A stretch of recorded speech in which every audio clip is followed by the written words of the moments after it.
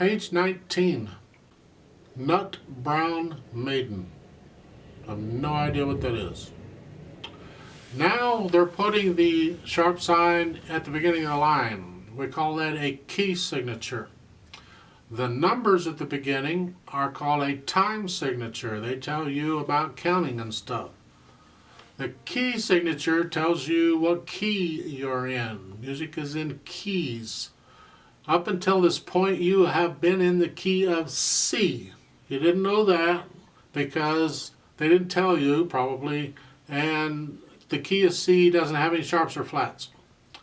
It is kind of important in music that you go ahead and memorize those too, but you can memorize them as you get to them, so you don't have to try and memorize them all at one time. Because there is a key for every note on the piano, from a C up to the B.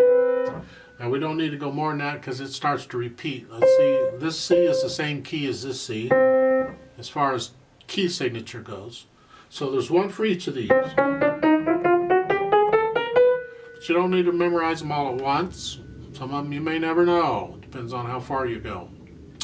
But the common ones are there: C major, no sharps or flats. So this one is G major, G, because it has one sharp, and that is an F sharp. And that is that way every time. G major has one sharp every time, or it's not G major. And it is an F sharp every time, or it's not G major. Now sometimes they'll put what they call a natural sign because they want you to play an F natural, but that is a temporary thing. As far as the key goes, it's always like that for G major. So this piece is in G major. Okay, just know that. That's really what they're introducing here. So what it means is every F in the piece, regardless of where it's at, is going to be played as an F sharp unless they put a natural in front of it, and they haven't told you about a natural sign yet, so there's no naturals in this. So you have to play F sharps all the way through.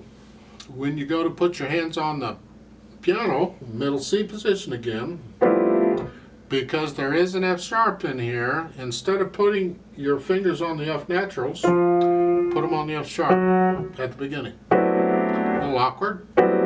Piano playing is a little awkward sometimes. It's the way it is. However, if you keep at it and practicing and whatnot, the things that feel awkward won't be awkward after a while. You'll get used to them. Something new here is we are playing both hands at the same time. This is the first time in the book we've done this. Before this, it's either been playing notes in one hand or the other hand. And now you're playing notes in both hands at the same time. Gives you more to think about. Now when we do this, I recommend that you learn it by playing one hand at a time and get that down first. So in this, do the left hand one hand at a time. Make sure looks like they're all whole notes, so that's fairly simple for you. Just make sure you know what they are and you can play them by themselves. Then make sure you got the right hand by itself, okay, and you can play that by itself. And when you can do that, then you're ready to go ahead and put the hands together and try them together. Now when you do this, I didn't do it, but you try and do it. Try and get the notes down at the same time. You have to listen very carefully, otherwise it'll be off and you won't know it. See, that's off. Those are not together. That's not together. That's not bad. It takes a little practice to get the notes down at one time. You got to be really exact with it. Okay, so you can work on that. One danger is as you try real hard, you'll tense up. Don't. Stay loose, stay relaxed. We want loose muscles and relaxed in here. Relax out. So just you'll be practicing trying to get notes down at the same time from now on. It doesn't go away, and it might get a little easier. So let's try this. I'll give you 4 counts and we will come in together and play it slowly. 1, 2, ready, go.